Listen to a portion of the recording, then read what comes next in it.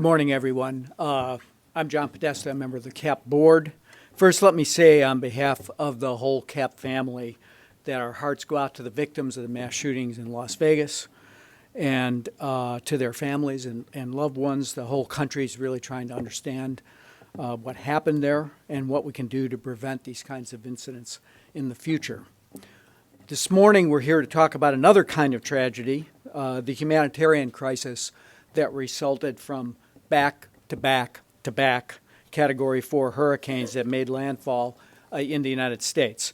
We're fortunate to have one of the most knowledgeable and effective emergency response leaders in our country, Craig Fugate, along with a distinguished panel of experts, as well as our own CAP experts, Christy Goldfuss, Kathleen Kelly, and Christina Costa, to discuss what lessons to take away from the rash of storms that battered the Gulf and East Coast, as well as the U.S. Virgin Islands and Puerto Rico. Hurricane season won't end until November 30th, but the intensity, number, and destructive impact of this year's storms has already broken records. Hurricane Harvey set an all-time record for the most rainfall from a single event. Hurricane Irma caused the biggest power outage in American history. Hurricane Maria has spawned a full-fledged humanitarian crisis in Puerto Rico, where 95% of the island is still without power, and more than half the residents don't have access to clean water 2 weeks after the storm. The islands of Vieques and Culebra have reportedly not received water for 2 days. 34 of 69 hospitals are running, but are on rolling blackouts. 44% of Puerto Ricans still lack drinking water, and the lines where people can receive gas stretch as far as a quarter of a mile. Together, the storms have killed at least 168 people in the United States, Puerto Rico, and U.S. Virgin Islands. More than that, of course, across the Caribbean. We should expect those numbers to continue to climb. Combined, this will be the most expensive hurricane season ever in the United States. Recovery in all affected communities will, of course, take years, and families living paycheck to paycheck may never recover at all. Scientists have been warning us for decades about how climate change can exacerbate already destructive weather, and we're now, unfortunately, living through those predictions. President Trump, as you know, is headed to Puerto Rico this morning. When he gets there, I think he'll have some things to answer for, given his tweets from his Bedminster golf outing, the claim that Puerto Rico is a good news story by his acting Homeland Security Secretary, Elaine Duke, and his administration's slow response to the unfolding humanitarian crisis. The legislative and policy priorities couldn't be clearer. This has got to be an all-hands-on-deck moment for every federal agency, as I think Craig will discuss. Congress needs to pass an aid package that helps communities in Puerto Rico, the U.S. Virgin Islands, Texas, Florida, and other affected communities. In designing that aid package, Congress should learn the lessons of Katrina and Superstorm Sandy and other recent events, and build back better, build smarter, stronger infrastructure that is going to be able to stand up to extreme weather. And maybe this is the moment to dissolve the Congressional Climate Deniers Caucus and send packing their allies in the Trump administration. As the president visits the ravaged islands after a weekend of more than a dozen self-pitying tweets about his media coverage, he would do well to abandon his Trump first agenda and finally put the people of Puerto Rico who need his help first. There's no one better suited to think through what lies ahead and how we take on the vital task of rebuilding than Craig Fugate. Administrator Fugate served for nearly 8 years as President Obama's FEMA director. Before that, he served as Governor Jeb Bush's emergency management director. His tenure as FEMA director was noted for its commitment to drive better outcomes for survivors. During the administration, I had the pleasure of collaborating with Craig on the Interagency Climate Adaptation Task Force, the federal agency-wide climate preparedness plans, and the federal flood risk management standards that set higher elevation for federally funded infrastructure to take into account rising sea levels and climate change effects, the last of which the Trump administration inexplicably and unwisely, in my view, rescinded just 10 days before Hurricane Harvey hit Houston. Craig is not only renowned as a skilled and dynamic disaster relief administrator, but an innovative and forward-thinking leader about U.S. climate resilience and preparedness. So it's my pleasure to turn the podium over to Craig Fugate.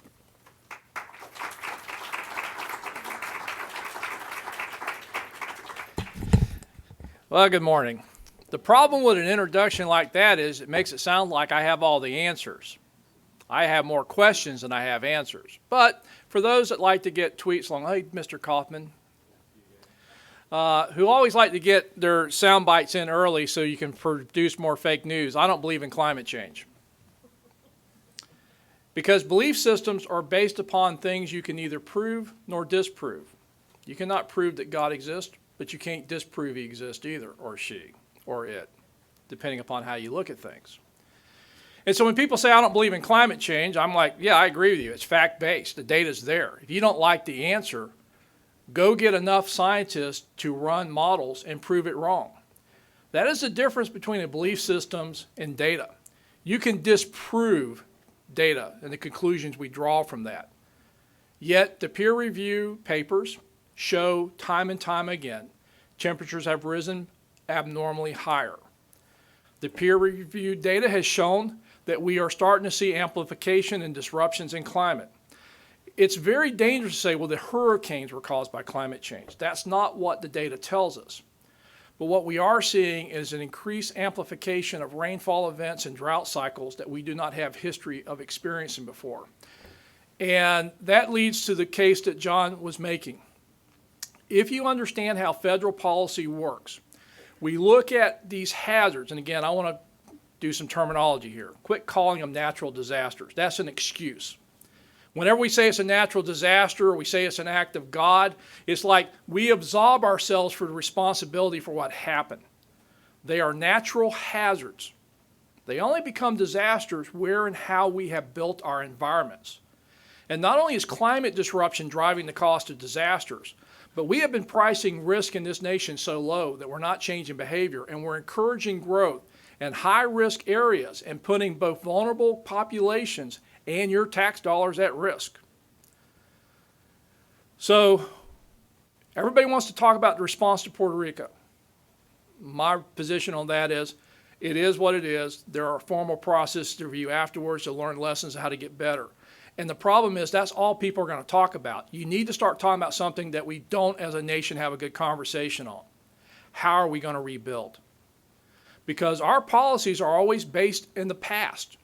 One of our standards for determining what we should build to is the 100-year risk, or the last 100 years worth of data to make determinations of how to build back better. The problem is if you're only looking backwards, yet you had 3 hurricanes that each individually exceeded any known past record of impacts, and you build back to the last 100 years, you build to failure. And let's be blunt, this is your tax dollars at work. I don't know why everybody talks about FEMA money. It ain't FEMA's money. We're just the administrator of it. It's your tax dollars. This billions of dollars will make the Sandy supplemental seem pale in comparison. Your tax dollars are about to be invested in one of the largest infrastructure projects across 3 states, or 2 states in the Commonwealth. You're talking billions of rebuilding, and the current plan will be rebuild it back the way it was. Rebuild it back to the past. Rebuild it back to fail again.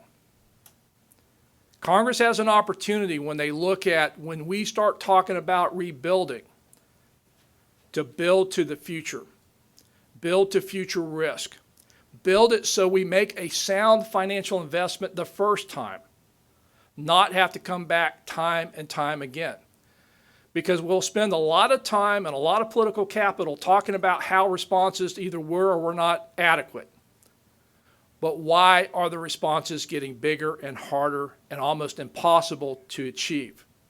It's because we have built and grown our risk without taking the time to look at, did we build based upon our exposures? And because fortunately most disasters are relatively infrequent, there hasn't been a lot of impetus where this really needs to take place at the local and state level. We know that building codes, adequately enforced, can significantly reduce the damages. You can go down into the Middle Keys and you can look at structures side by side, those that are gone and those that are standing with some damage. And that's a direct result of building codes. So it isn't about we can't build and live in these areas. But it does mean we have to build appropriately. We have to look at our risk. And the second thing we need to do, not only to build it back better, is we need to quit pricing risk so low we're not changing behavior. Our national flood insurance program is $25 billion in debt. That will probably climb into the 30s. The ability to pay off that is pretty nil. Yet, we still write policies for new construction in the flood zone. You, the taxpayer, underwrite risk for new construction. I think we have a moral obligation to people that already are built in areas that are vulnerable, particularly underrepresented communities, who oftentimes don't have a voice in Washington, that we cannot walk away from those folks. So the flood insurance program needs improvements, but we cannot walk away from the built population. But we can do one thing. Why are we writing a subsidized policy for brand new construction in a flood zone? Why is it in your interest as a taxpayer to continue to pay to support that program for new construction? The House actually had in their reauthorization language that would have said, we will stop writing policy for new construction. It was interesting, one of the groups that lobbied the hardest and was most successful in taking that provision out were the realtors. They want you to subsidize their profits. It's called socialism. And we need to call it what it is, because that's what's happening. We are pricing risk so low, there is no reason for local governments and states to change behavior, because the federal government will always be there after disaster to clean it up and pay for it. Yet you're doing it over and over and over again. I spent my career getting focused on how do you respond better. Now that I'm out of government, I'm asking a different question. Why do we have to constantly respond to these extreme events that we know are going to happen?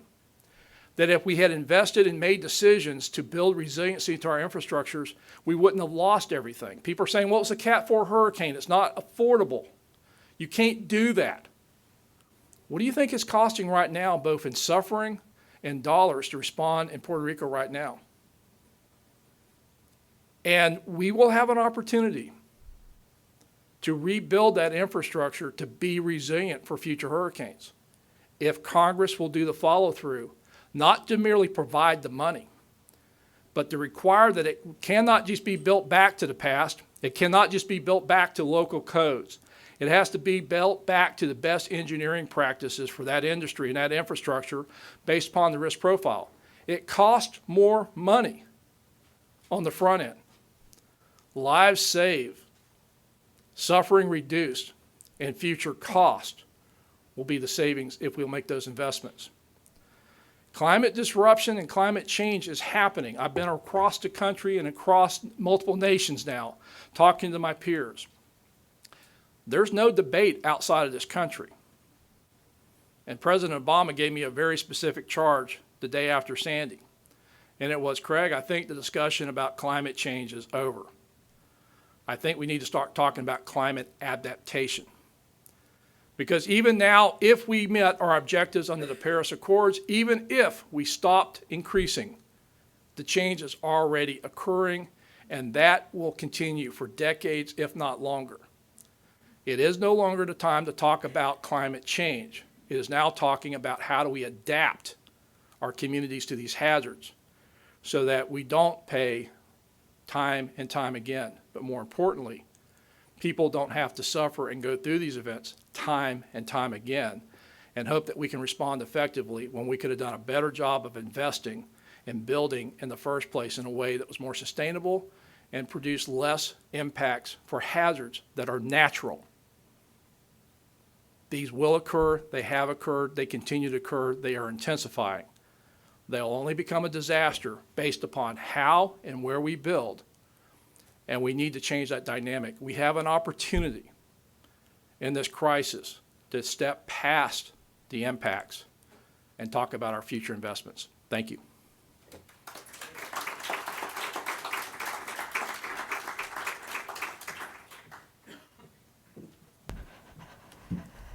So as we discussed, first of all, thank you so much for being here with us today. When we first invited you here, it was after Harvey hit Houston, and we were actually a little concerned at that time that potentially the topic wouldn't be relevant in the news anymore. But it turned out then we had Irma, and now we had Maria, and this event was just so timed with President Trump's visit to Puerto Rico.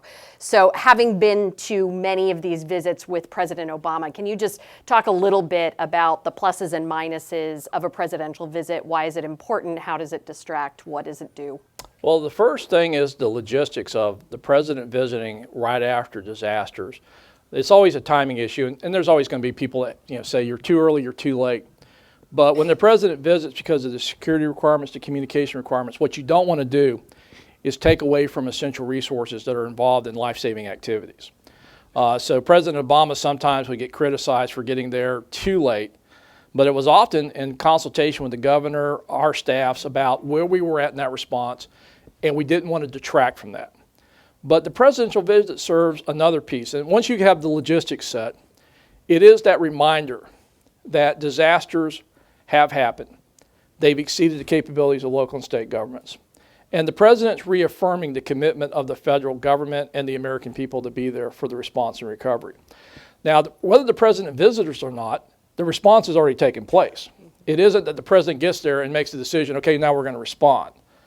But I think it is the commitment that it's longer term. What we like to say is, in all these, how many people are talking about Harvey right now? Yet the cameras are gone, but the trauma is still there. The recovery is still ongoing. And what we would like to remind people is, when I was at FEMA, was we'll be here long after the camera's gone. We're going to be here for years. We'll be here when the national focus has left. And I think that's one of the things a presidential visit does, is when disasters are of that magnitude, is that we're not going to forget. We know this is going to be long term. We know once the next crisis comes up and you've moved on, we still have work to do. And I think that's the logistics of getting a president there is always a timing issue, but the presence of the president is that commitment that when everybody else moves on, we have it. We're still there to support that state, that commonwealth, that community.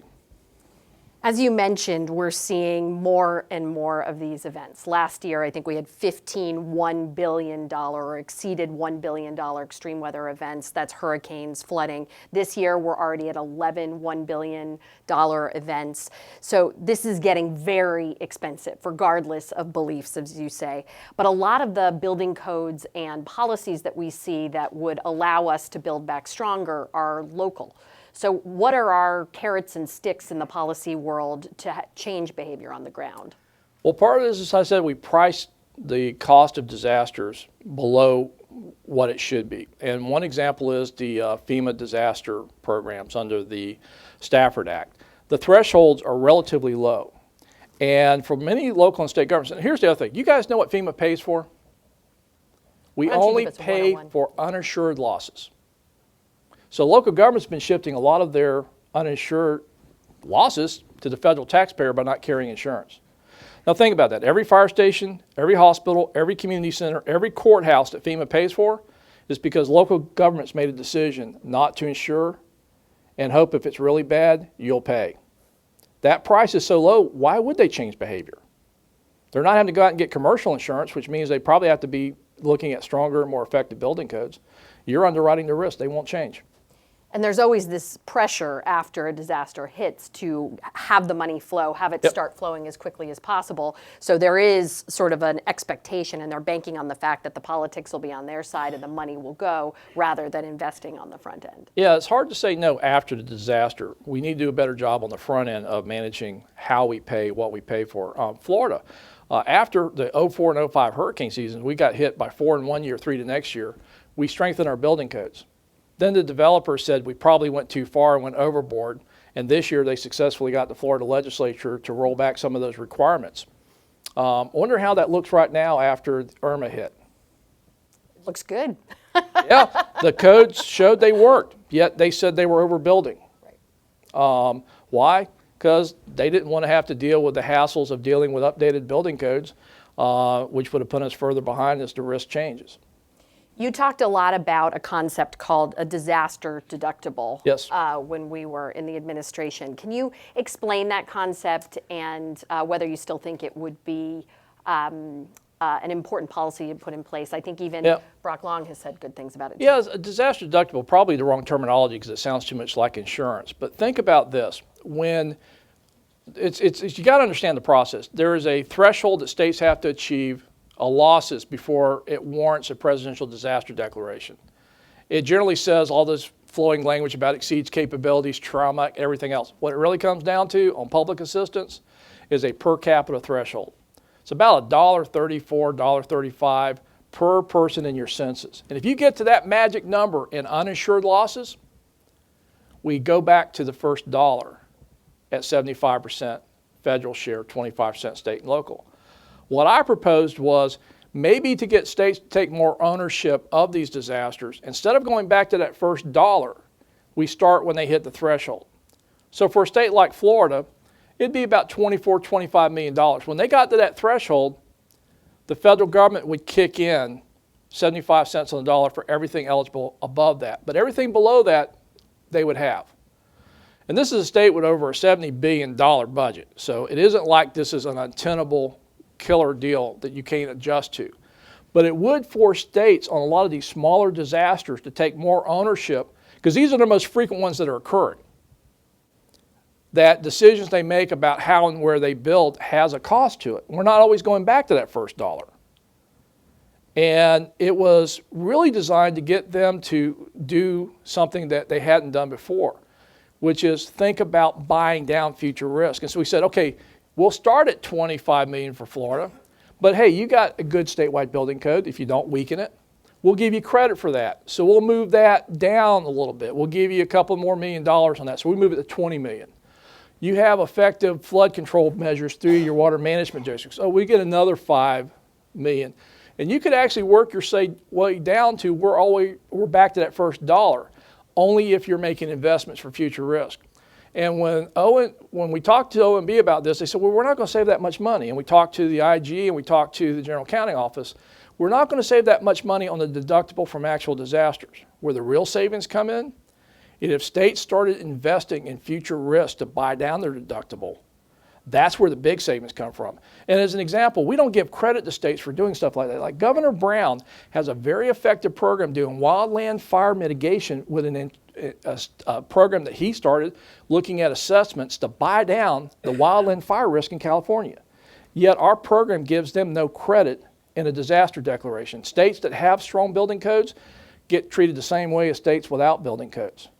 I understand why states would balk at this, but it does feel like there's a consistency and a reality that you could plan for if you knew how much you were going to be on the hook for up front. And then if you have these huge disasters, then you'll get the federal help at that point. Plus, you get the incentives right so that people are doing things that they should be doing, and then it's less expensive on the back end. Yeah, there's a counter argument to this, and this is why I thought that this route was preferable.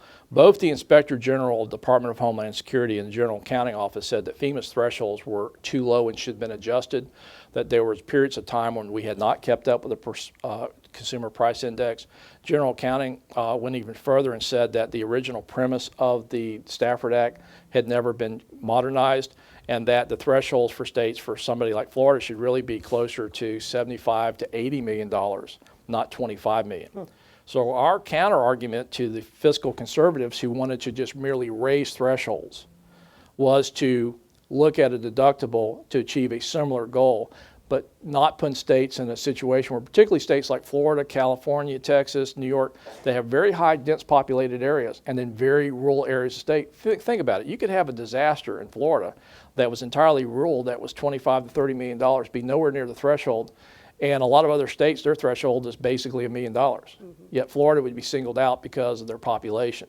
So this was really this kind of response to both the IG, General Accounting Office, saying that FEMA needed to raise the thresholds to let's look at a different alternative and see if we couldn't encourage states to make better investments to buy down our future risk and save money long term.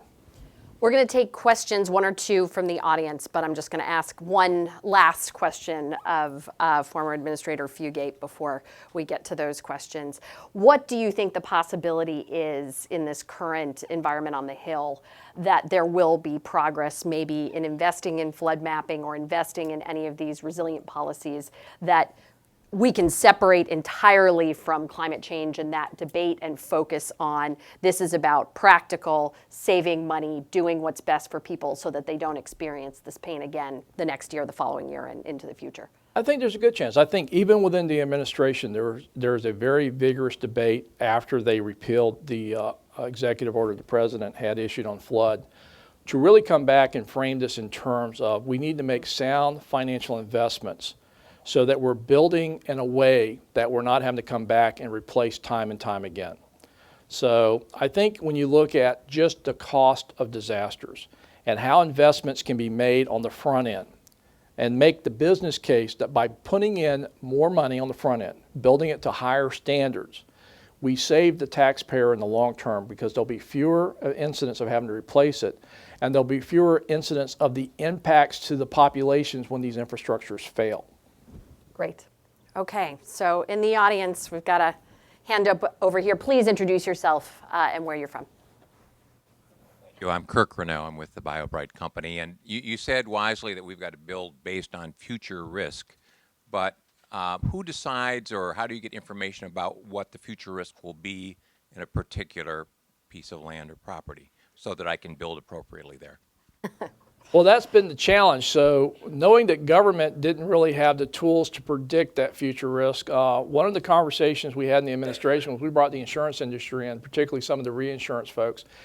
And particularly in Europe and other places, they're already pricing risk based upon climate impacts. And so we said, would a tool be insurability?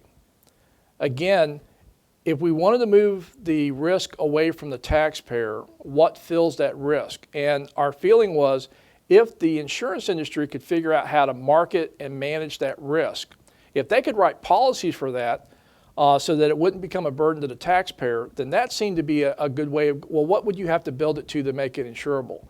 And that was another thing we looked at. Remember I said we pay for the things that aren't insured and too many public buildings aren't insured?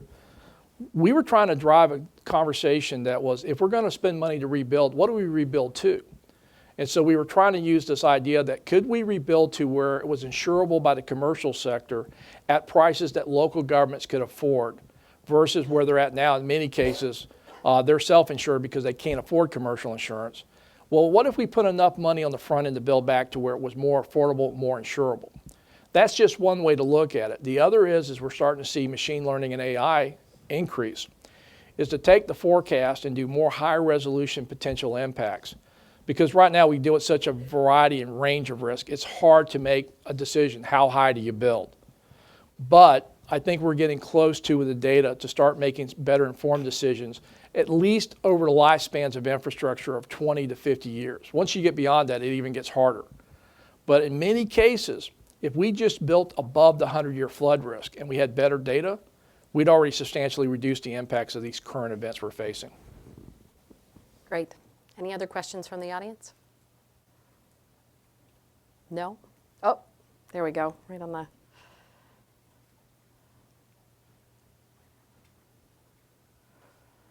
Hello, I'm Conrad Egan. I'm the former CEO of the National Housing Conference.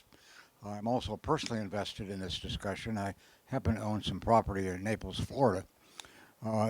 I just want to understand, Craig, what I thought I heard you say, and it sounds like the current program is perversely incentivized, if I can use some horrible words. If I'm the governor of Florida or Texas, it sounds to me, based on what you said, when the Fed dollars kick in, that the quicker I get there, thus the more damage, and the less I've prepared for that damage, the quicker I get, the quicker the federal dollars plug in. Did I hear you correctly? Yeah, that's what happens. That sounds perverse. It's not the intention of the program, but quite honestly, you can actually, one of the things we did at FEMA was we went open data. And you can actually go to FEMA and you can look at all the states that get declared for disasters. And I won't tell you which states, but I will tell you there are 2 states that are very proud of the fact they don't have effective building codes, they don't have red tape, and they have some of the fastest growing housing economies in the United States. And then look at how many times you as a taxpayer have paid for the disasters and draw your own conclusions. I think we had one more question on the aisle here.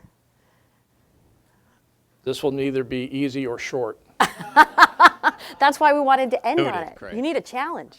Dave Kaufman was my former director of policy in the first half of the Obama administration. Then he abandoned me for the private sector to go to a think tank. There you go. With that intro. Craig, you referenced the '04 and '05 hurricane seasons and the rapid succession of storms that you experienced in Florida. And I'm curious, as you look at this season and the rapid succession of storms, what are your reflections based on your experiences then, what you've seen unfold this year, and how do you extrapolate that forward? That seems like a softball to me. Yeah. Do you guys remember what we always talk about seasonal forecast, because I used to get asked all the time. There's a great story about President Obama, but did you remember what the seasonal forecast for hurricane season was back in April? It was going to be a big one. No. No? Below average. They were forecasting an El Nino. And it ended up being in the neutral year. And La Nada, as we call it, is always bad because that's what the '04 hurricane season was. So first of all, seasonal forecasts are useless. And the fact that you can get multiple hurricanes striking is just a reality of the basin when the conditions are right. I don't know why we think we just have one big disaster and we're done. They can occur in rapid series when those conditions are favorable. That's what we saw this year. We hit 3 different areas, not one state. Similar conditions, similar types of activities. But on seasonal forecasts, we were in a briefing in 2010 where NOAA was predicting one of the worst hurricane seasons based upon the seasonal forecast. And they, when you brief president, you're given 45 minutes, which really means you got 20 minutes because they're always behind.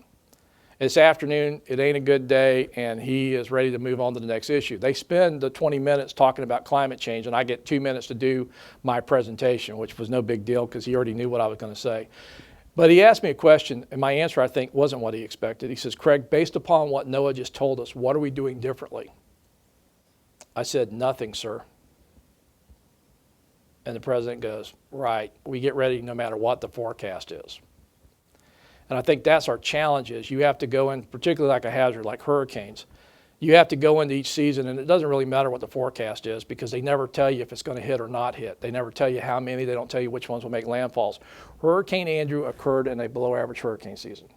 So when it comes to the hurricane season and reflection, the same thing I told you, Dave. I don't care what the forecast is. You get ready, and you don't get one. You can have multiples. All right. On that, I would love to think that this series of events would change some minds and get people to do things a little differently this time around. So hopefully that is true and that we'll see a really robust package out of Congress in the coming months. Thank you for joining us here today. Thank you for your reflections and all of your service and all the work you continue to do. Thank you to former Administrator Fugate.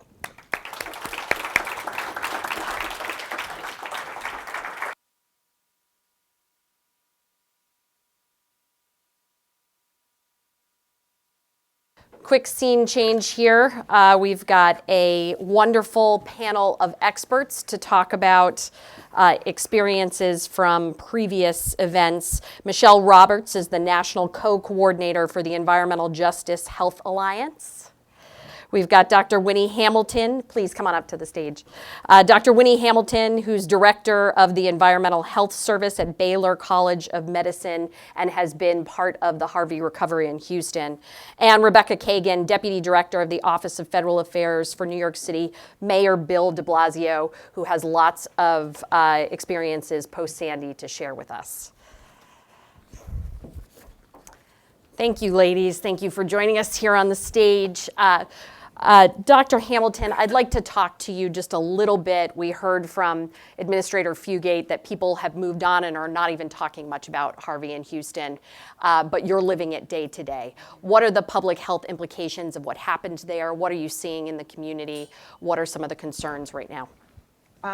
Thank you. I think that the public health implications are being vastly talked about, let's say. One of the things we're seeing in Houston, and I think we've seen it in Katrina and Sandy and these new events, is that we don't get the information out quickly beforehand. What we really need to do is have the the information available before we have these events so that people can properly take protective measures. One of the things that we see is we see first responders, we see people out doing heroic acts but not protecting themselves, and then we have long-term consequences to that. Most of the people that died in Houston, virtually all of them who died, went out into floodwaters. And they were warned against that. We knew that the floodwaters were extremely toxic. We hadn't sampled much in the midst of. We couldn't get to places, but we knew they were toxic. We knew that we had sewage compromises in various sewage systems across Houston. We knew that heavy metals would be present, and this was all true. This was all verified later in sampling. You can't sample everywhere. So now we have a lot of people in the next stage. So the first stage, everybody is wet. They're covered in bacteria, mold, heavy metals. They're not thinking about it. They're not taking proper protection. And then in the next round, we have the reentry. So people are going back to their homes. And again, we didn't get the information out quickly. We tried to. Government is really involved in the shelters and in getting out a consistent message. We worked a lot. The academic institutions, the health institutions in Houston worked a lot directly with media, actually, in trying to get out the word that the floodwaters and the sediment were extremely toxic, about respirators, about gloves, about boots, about all those things, how to wash your clothes, what to do when you start in reentry. That children should never be involved in the cleanup activities. But all this stuff came a little bit late. We weren't talking about it. Now we're talking about having it in the package, in your hurricane box, that you actually have protective equipment then, you have the right type of protective equipment.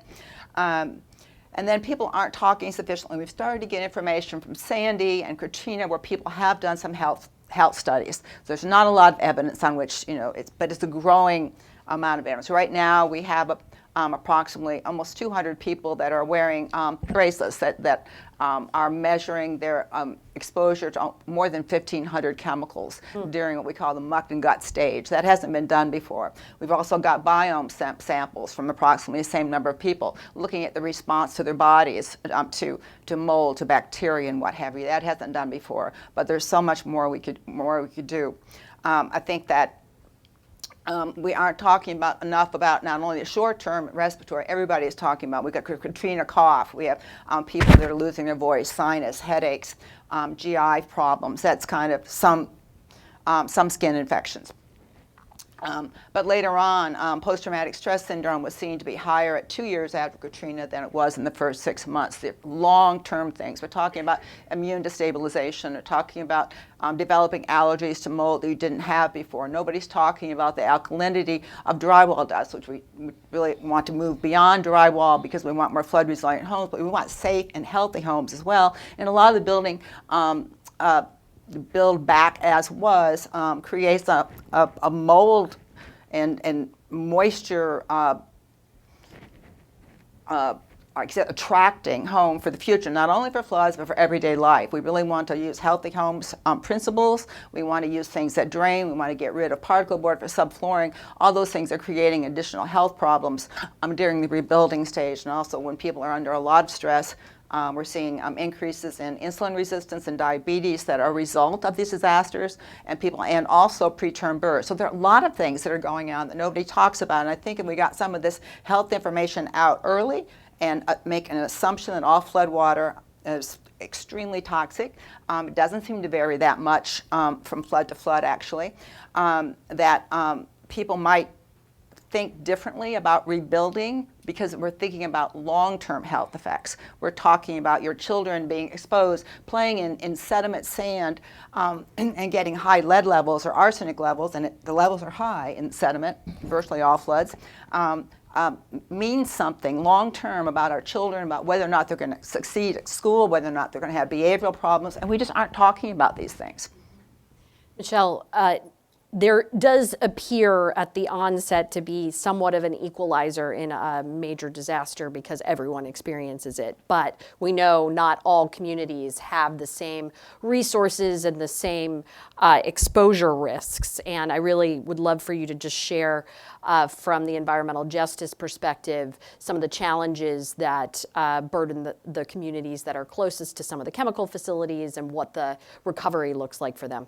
Yes, we want to thank you for the opportunity to be here. The Environmental Justice Health Alliance is that's exactly what it is, fence line communities. Many of these folks are 30 communities, 30 plus communities in over 13 states who literally live fence line to some of our nation's most egregious industrial operations and activities. And so as we listen to, and as I've listened to the words like risk, adaptation, sustainability, toxics, we're not answering the questions about how we even got to this space. And so it gives us great joy to be able to be on this stage at this point because of the fact that the communities that we represent are those who are permitted to be at risk, permitted to have high-risk facilities located within a 1-mile radius of their communities. These folks aren't vulnerable. And then we use words like vulnerability. They're not vulnerable. Many of these communities located there on the heels of slavery, like the Mossville, Louisiana community, 5.5 square mile, was the most beautiful community in all of Louisiana until the Industrial Revolution. And then they said there would be jobs. But there were no jobs for those who resided in Mossville. Why? Because we were still dealing now with Jim Crow. And so the Mossville folks did not get jobs. The Mossville folks got the poison. Now fast forwarding into today, they're just across from Beaumont, neighbors to Houston. When the storms come, like Rita, for example, they were impacted by Rita. They received road home money. And then they received now an industry called Sasol, building the largest ever ethylene oxide cracker in the world. They were offered a volunteer buyout that wasn't so voluntary to get out of the way. And they were told that they had to pay back the money from the road home money before they were offered the substandard buyout that basically they would not receive market value because their home was already poisoned, and then they had to give up their mineral rights, their legacy to their children, all to go on higher ground and wind up with a mortgage. So these are the folks on the other side of that adaptation question. Where is the plan for mitigation that addresses the impacts of our nation's most egregious issues called racism?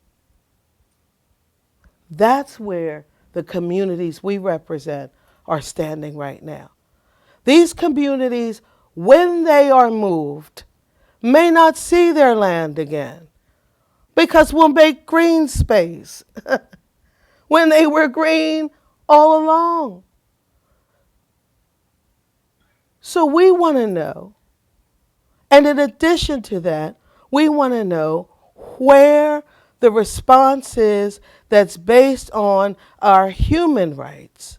Because lessons learned after Katrina, you had 5 states of community-based groups who organized and united. Some of these folks are now in Houston. Some of them are experiencing Maria, Irma, Harvey. But they tried to teach the United States government. At that time, our current DNC, Democratic National Committee Chair, Mr. Perez, was at the U.S. State Department. Hi, Michael Dorsey. Remember when we had that tribunal? The tribunal showed how the atrocities were impacting across the board, from housing to permitting of industrial operations, to how we assess floodplains, to who gets what leverage of rise? All of those things were clearly laid out. A beautiful 3-day, I believe it was, tribunal. It's on someone's shelf at the United States Department of State. Now the communities want to know because they put their sweat equity into this. And they too are taxpayers. And they want to know where their justice is because it's about human rights. Michelle, what I think you're saying is that we know how, as we look at billions of dollars in recovery funding going out the door, taxpayers that you're referencing, how do we dole that out in a way that is equitable and goes to the communities who deserve and need it first, rather Absolutely. than simply building back in the exact same place, or what are the needs of those communities that can be built into the policies as the funding goes out. Absolutely, absolutely. We care about workers and our fishermen and oystermen and those brothers and sisters who are down on our nation's Gulf shores are without their businesses.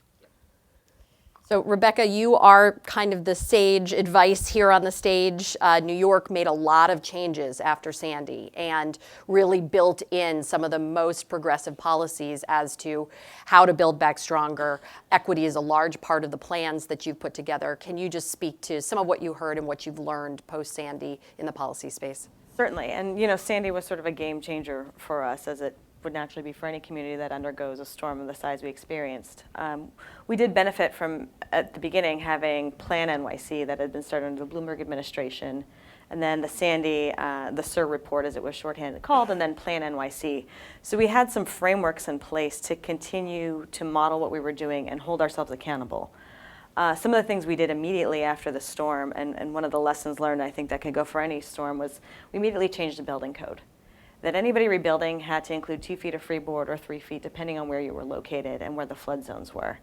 A little wrinkle that some people may not know was New York City hadn't had their flood maps updated for 30 years.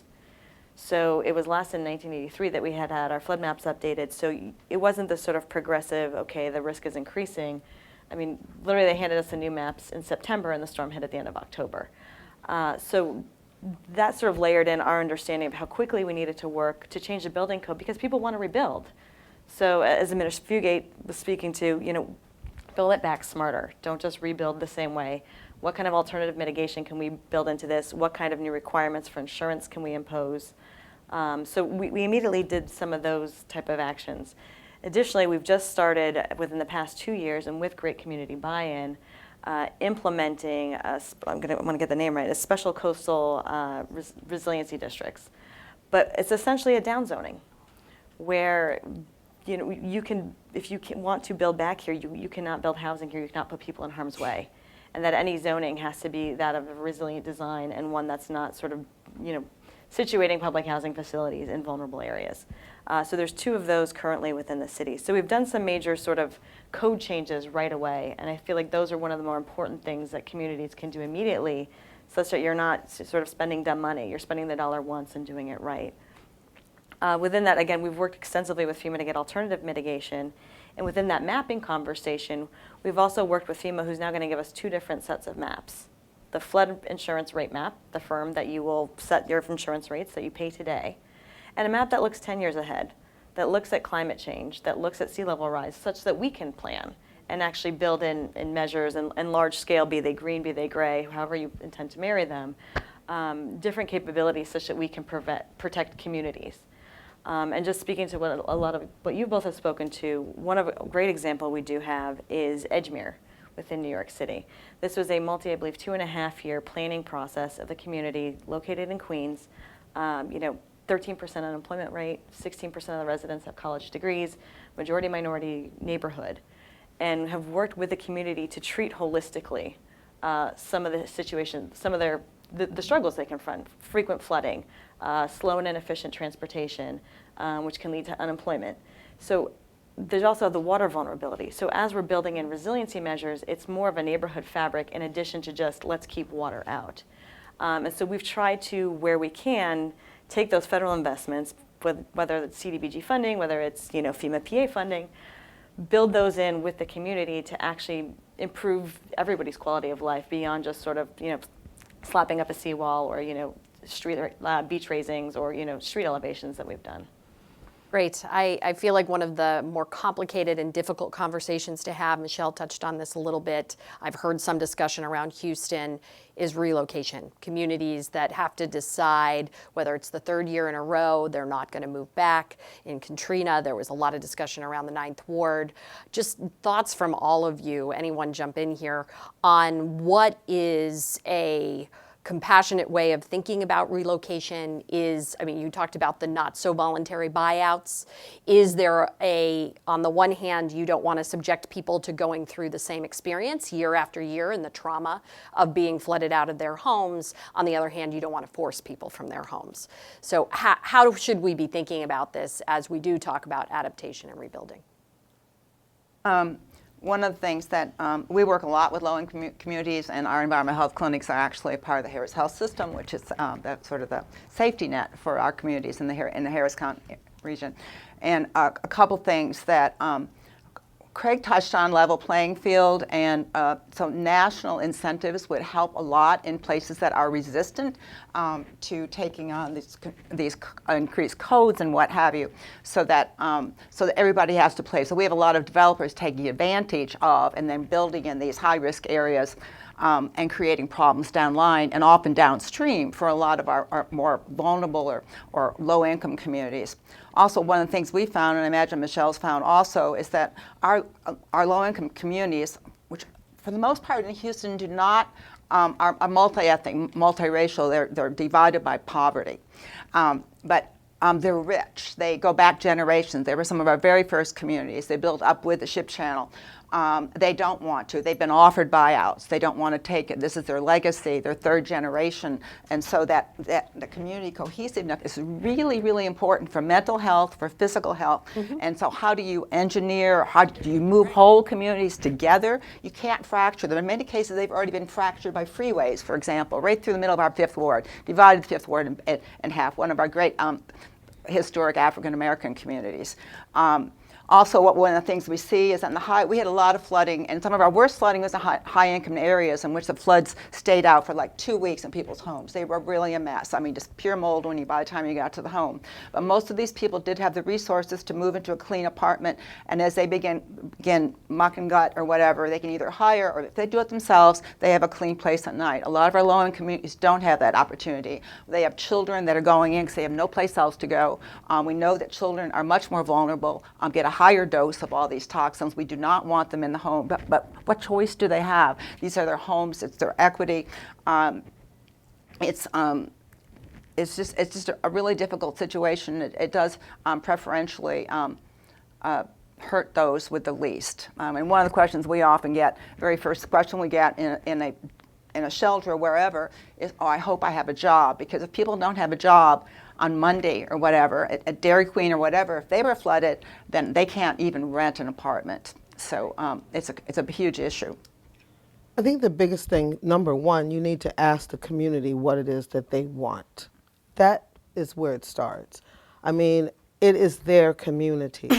And going back to the responses that we had, with in response to Hurricane Katrina, that was so eloquently and very poignantly laid out with those communities who came together from those 5 states and clearly laid out their cases as to why it is their communities need to be made whole and need to be representing that of what Dr. King called for, the beloved community. And what do we mean by that? We recently wrote a report, Who's in Danger? This is a shameless plug, but Who's in Danger? Race, Poverty, and Chemical Disasters. And we looked at how our nation has placed over 136 million people in harm's way, placing them close to high-risk facilities. In that report, we call for safer chemicals. We call for safer processes as we're looking at this hydrofracking and all of these other things that are impacting and speaking to what Mr. Fugate said, not creating natural disasters, but creating disasters. Fortunately, the Obama administration issued an executive order 13650, which spoke to improving chemical facility plant safety. Many of these, even the first responders, don't even know what they're going in to respond to. We're talking about creating toolkits and kits and having all of these things for people to respond, but what are they responding to? And so this is what we were asking for in this response: transparency, accountability, a change in our chemicals management system, understanding the fact that it needs to be safer, a change in this production system, understanding that if we're going to be having these egregious activities, we must be able, if you want to adapt, let's mitigate first. We don't want to adapt to this. We don't want to sustain this. This is our mother. What would you do for your mother? This is not pie in the sky. This is our Mother Earth. And so how is it that we treat our mother with dignity and respect? This is what communities are asking for. How is it that you treat their communities, their schools, their faith houses? This is what environmental justice is, where we live, where we work, where we worship, where we pray. But no, you have us boxed in with rail cars that are filled with high-level chemicals. You have railroad tracks surrounding us. You've put highways through us. And then in Puerto Rico, to add insult to injury, when ship captains are trying to go to Barbuda and other places that don't have the infrastructure to help people, you stop them with your immigration policies by saying you're probably transporting people who may be terrorists. And yet we have this situation going on right here in Las Vegas. We have got to be real, brothers and sisters, that if we're really going to be about adaptation, let's go to the beginning. Let's use our moral courage to really address the real root cause, and that is racism, the impacts of racism, and how it is impacting these communities. And then let's look at our chemical and our capitalistic system, not saying that we're doing away with capitalism. Let's say that we put justice in the equation. And when we put justice in the equation, then we will be able to deal with a climate crisis in a more robust and just way. That's what our communities are asking for. Yes, yes. And I think it has been a long time since we've had a conversation in this country about toxics and chemical exposure. And we saw with the Irma plant and Superfund site maintenance just in general, the response from EPA and Administrator Scott Pruitt was really criticized for not being on the ground and reviewing the security efforts around those sites. And that became a big question in Florida and a big question. There's a huge amount of toxic exposure in Puerto Rico as well. But Doctor, you want to One of the things that, the whole transparency issue, and Homeland Security has made that worse because a lot of our companies are standing behind that saying, well, we don't have to, disclose what it's are a in disaster. those tanks that are exploding into our neighborhoods, and that we actually do have lawsuits now from our first responders who got sick responding to this black cloud and they had no idea what was in it. It's just what Michelle was saying. And that's been true, and unfortunately a lot of this is our government response, our state at various levels, and not getting out the information. So in Manchester, one of our ship channel communities, the Valero Petrochemical, one of their tanks, and maybe more, but one that we know of because all this stuff only came out to light in part because EDF and Air Alliance Houston hired outside people to start testing because EPA and TCEQ didn't get it done in a timely fashion. After the information comes out, then they tend to get there. So we had extremely high levels of benzene. And just can you talk about, that time lag means people are going to be exposed. Absolutely. I mean, the community was saying we smell gasoline. So they were aware of it. We have shelter in place and stuff like that all the time, but the community is telling something is wrong, and the first round says, oh, everything's fine. There's no expected risk to human life, et cetera, et cetera. But we saw in multiple places. We also had, and we need.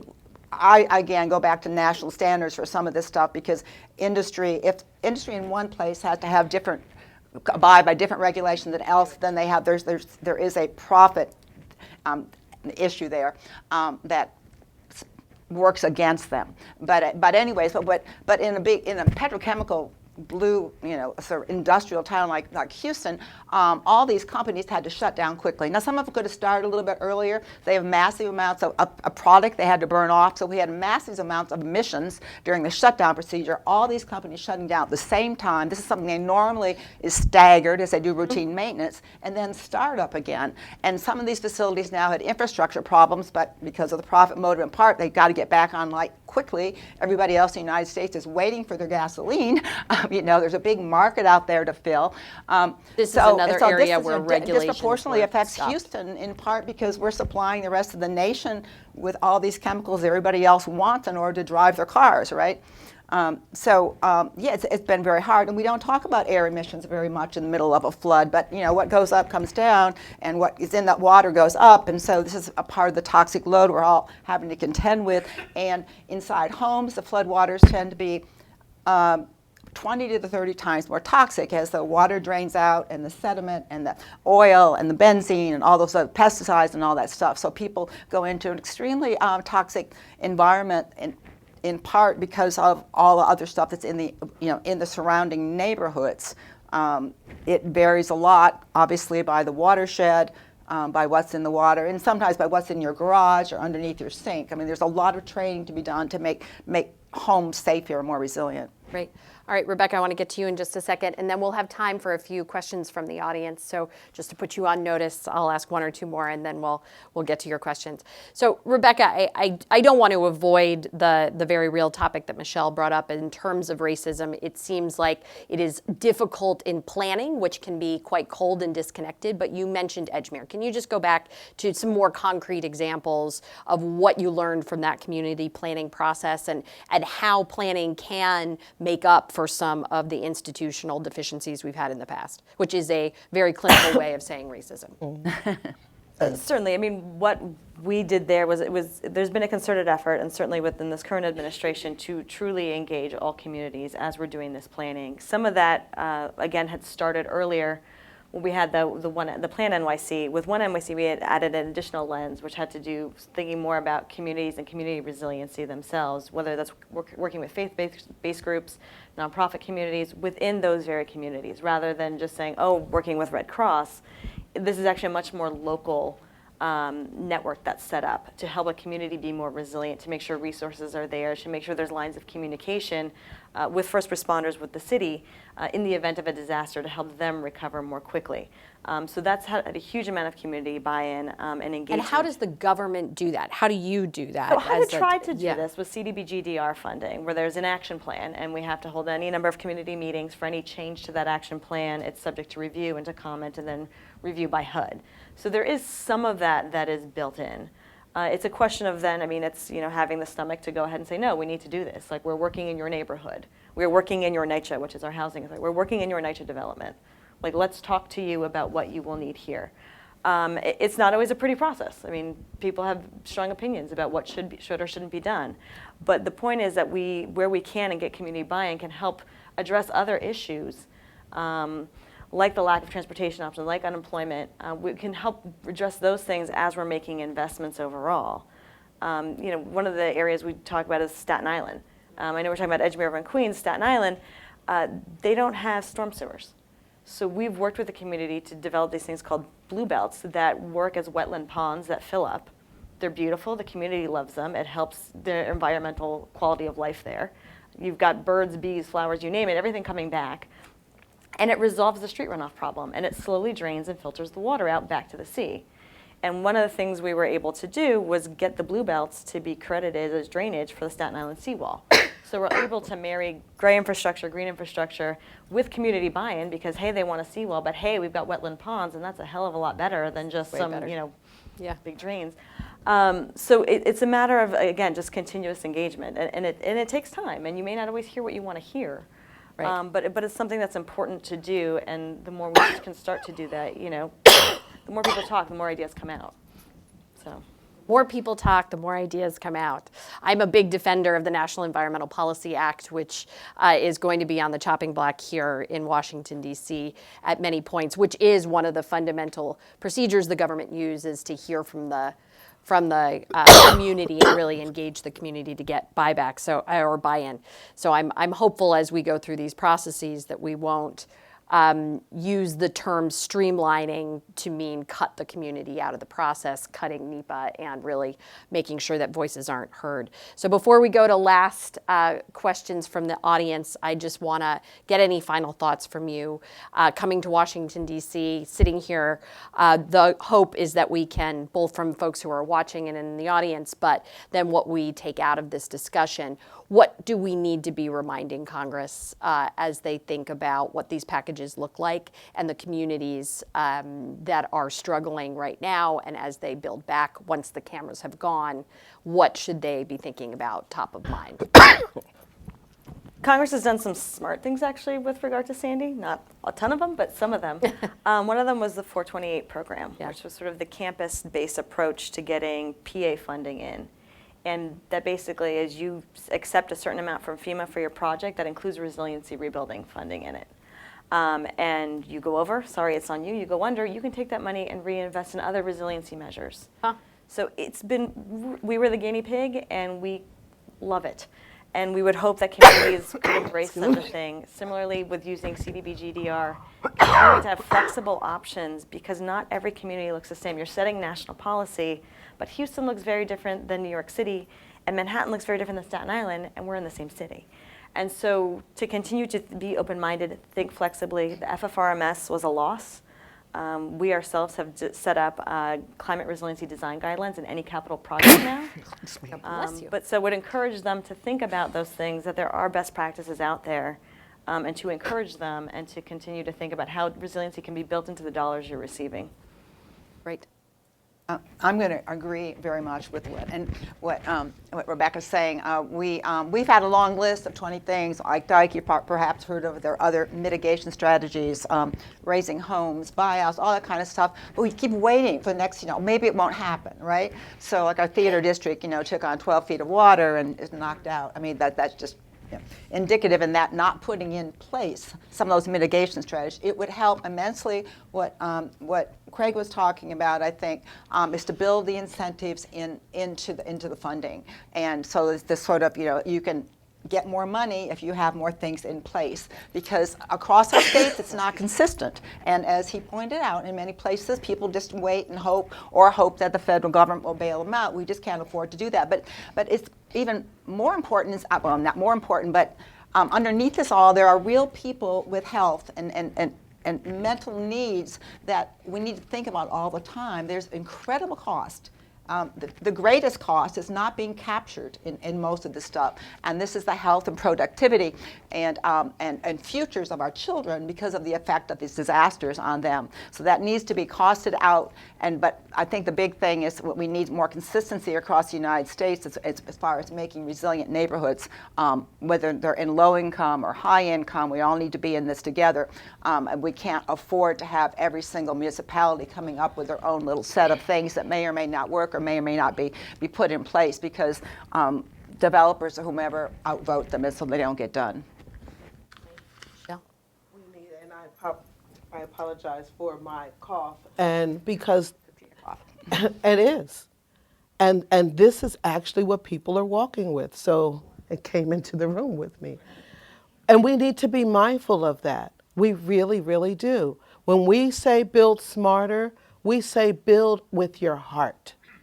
When we say build smarter, we say use a rights-based approach, because we understand that we have some complexities here. We have not had the moral courage to really address the issues and impacts of racism on policies across the board that impact our communities and many of the communities who are suffering right now. The Immokalee folks in Florida are not receiving the same justice that the folks in Naples are receiving. Let's be clear. How do you build a trailer sustainably not to blow away in the wind? How do you make sure that a high-risk facility that is stockpiling ammonium nitrate and all of these other things are not flaring off as the storm is coming and the folks can't get out because they may not have a car? We need to really be mindful about a rights-based approach, like our folks from Center for Earth and Energy and Democracy said to the mayors, if you will, making number one justice. We really do. And ask Mr. Perez to dust off that copy from the folks in the Gulf Coast who took so much time to provide that tribunal experience and give them the lessons learned. It was right there. Like the commercial says, it's in there. We just have to dust it off and read it and then act on it. Thank you. Thank you. All right, any questions from the audience for our esteemed panelists? You're quick with the questions, I love it. Kirk Renault again. I wanted to ask you a little bit more about energy and thinking about the lost power, the power lines down, people unable to refrigerate medication, that kind of thing. And I'm wondering why we're not doing more with, say, renewables, because you would think that a lot of these places have plenty of sunshine and they could have independent, let's say, solar centers instead of trying to get diesel-powered generators up and running and polluting more. So where's energy in the picture here? Want to talk a little bit just about the impacts of the power outages? I'm happy to jump in on some of the other things. For Hurricane Harvey, we actually had relatively little power outage, in part because we didn't have the wind. So that, we also didn't have a storm surge. And so even though we had up to 60 inches of rain, which is, like, wow, we didn't have, that was not the worst case scenario. We had wind and a storm surge. So actually our industrial corridor was hit nowhere near as badly as could have been. So we, in some ways, we really lucked out. But we continue to talk about becoming the renewable energy of center of the world, but then economics and lack of consistency, lack of a level playing field worldwide actually discourages that. So we want quick profits. We also, one of the things you talked about, we have seen and continue to see people poisoned by carbon monoxide. Also the noise of these generators, people can't sleep. There's all sorts of health effects. Other countries I've been to have integrated solar into their generators. You might not have it indefinitely, but there are ways to be a lot cleaner during this rebuilding process when people are without any sort of power perhaps for weeks. We've experienced before, and I know elsewhere in Florida right now they're experiencing that. But these generators are very, very polluting, and they pollute close in. So people are often poisoning themselves at levels much higher than actually the event during this rebuilding process. Do either of you want to jump in? Sure. One of the things we're doing with our Environmental Justice Health Alliance, as I said, in response to the report, we did call for renewables. That was another piece of this. And so we, with the Environmental Justice Health Alliance and another collective, Coming Clean, to which we're part of, the Environmental Justice Health Alliance is, and the Center for Earth, Energy, and Democracy, who they are based out of Minnesota. Excuse me, we are actually partnering on trying to do what we call trainings in these environmental justice communities with respect to getting the clear understanding of first of all, what is clean energy? Because not all clean energy is clean. We won't even go there. But how is it That's the next panel. What is clean energy? And then how is it that their communities factor in? What is it that is desired by their communities? Again, it goes back to the including communities at the very beginning. So we are engaged in this process right now. It's something we're lifting off. About for New York? The situation, it's a little different. Not everybody has generators.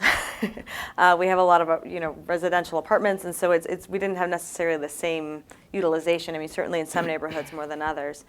We're all about renewables. I mean, we're announcing today that we're going to meet the 1.5 Paris climate standard.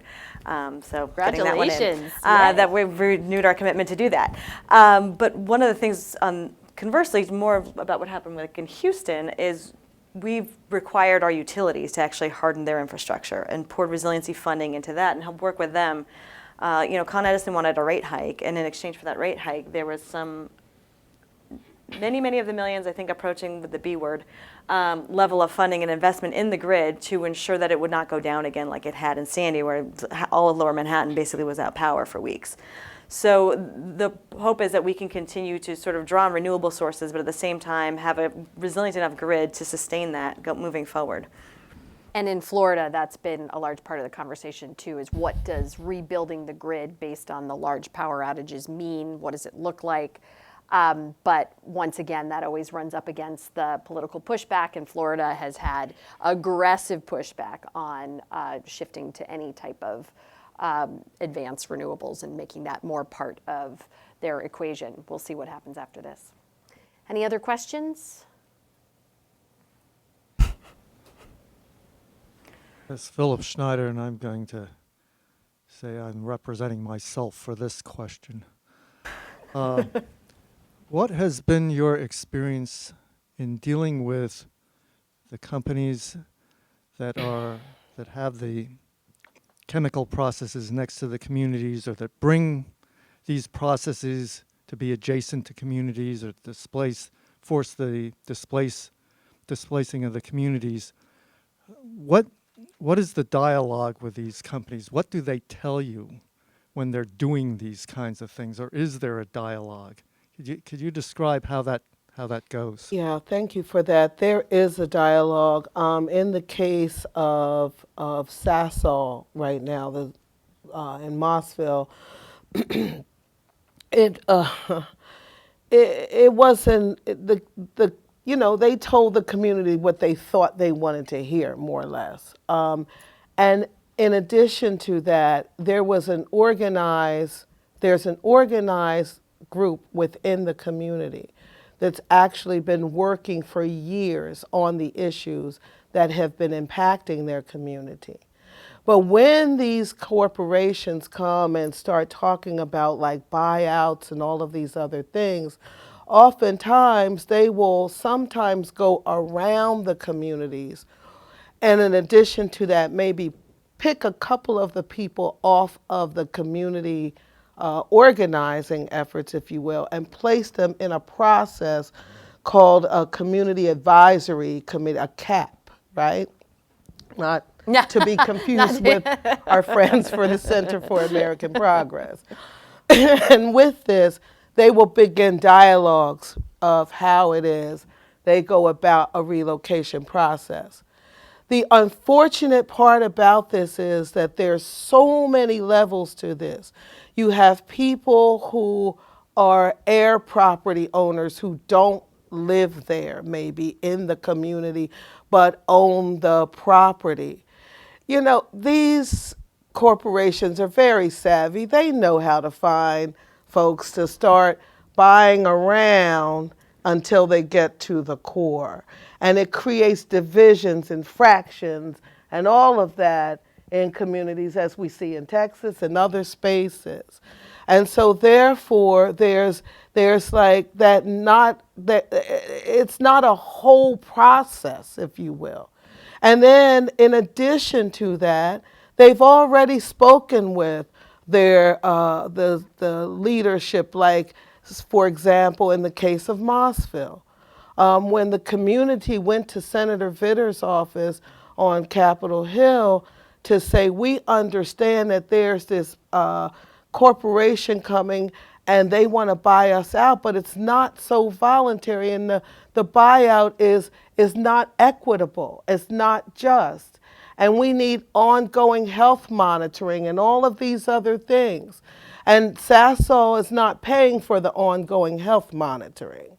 They're not paying for those particular pieces. And then the senator's staff response is, well, you have to understand this is a public-private partnership, and they're bringing $90 billion into the state of Louisiana, and so on and so forth. So it gets to be complicated. And that's in their case. And they, in addition to that, they're an unincorporated community. But that's not them. You have the Institute West Virginias of the world, where the Elk River contamination, where Freedom Industries was allowed to operate for 10 years without being, they didn't even, investigate Freedom Industries. And then on the heels of the disasters, Freedom Industry goes bankrupt. So you have these types of scenarios, and there's no support mechanism to make communities whole on the heels of any of this. We don't know of any, as far as communities of color are concerned, where there were buyouts that were fair, just, and equitable. We don't get movies. Aaron Brockovich does. And that's an unfortunate piece to say, but that's the truth. There have been, at least that we know of, 6 to 10 buyouts, with none of them being just in the end. No one was made whole, with the biggest thing being ongoing health monitoring and coverage, because their health was compromised. But oh, that's right, we can't take care of pre-existing conditions in this country. I just add to that. That's great, Michelle. Another sort of issue, Phil, that you perhaps Houston may be a little tiny bit different, but we do have this. The Buffalo Bayou starts out with high-end stuff here and goes through. It is our chip channel. So in many cases, Galena Park. San Jacinto City, Manchester, these communities actually existed before Houston in many cases. They grew up as company towns. They are prime property. Actually, gentrification is beginning to happen in some of these places because they're so near in. So we have our chemical, it's called Refinery Row, is right in Houston. It's not on the edge, but we don't not have zoning. So one of the things you'll see, in addition to these ongoing discussions within these what we call ship channel communities, is that, and Dr. Bob Bullard, who is in the founder of the environment justice term, I guess, he teaches at TSU in Houston. Noted in his dissertation, but has been followed up on in many of his books, is that in Houston and elsewhere, all of the landfills were put in black communities, literally all of them. So we also have concrete crushing facilities. Without zoning, they are being built now. At Manchester, they had a big recycling facility. That sounds good until you realize that they're crushing cars and then there are explosions and all sorts of things, extremely polluting for these communities and adding to the overall load. So we also talk about even gas stations. With no zoning, you can place a gas station. Is not going to be in River Oaks. I mean, let me tell you, it just doesn't happen. But it will be in the main streets of many of these lower income communities. And so that is also another issue that has to come to the table. But we have been talking that we have to get regulations for industry specifically about disasters, incentives to avoid these shutdowns and start up facilities in the same way that's going on. And to make sure the infrastructure in place. We know that companies have gone back online with cracks and stuff in their infrastructure. So they're not safe to operate, but OSHA, nobody's out there. Funding's been withdrawn from OSHA in many cases. We just don't have enough people out there to do the inspections.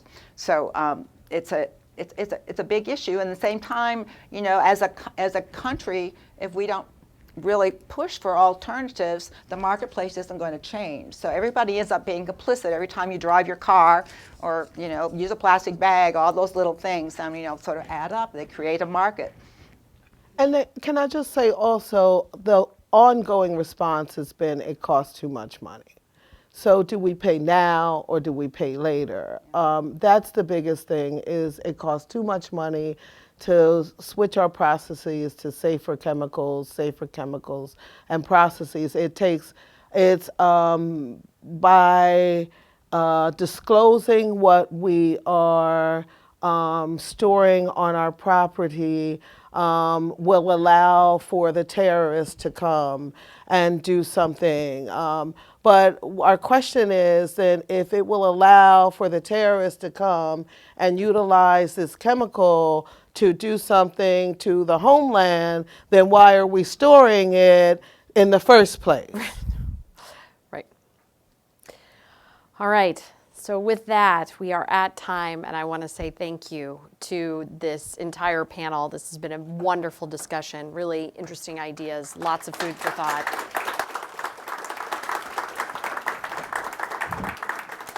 Just lots more work to do. So thank you for joining us today.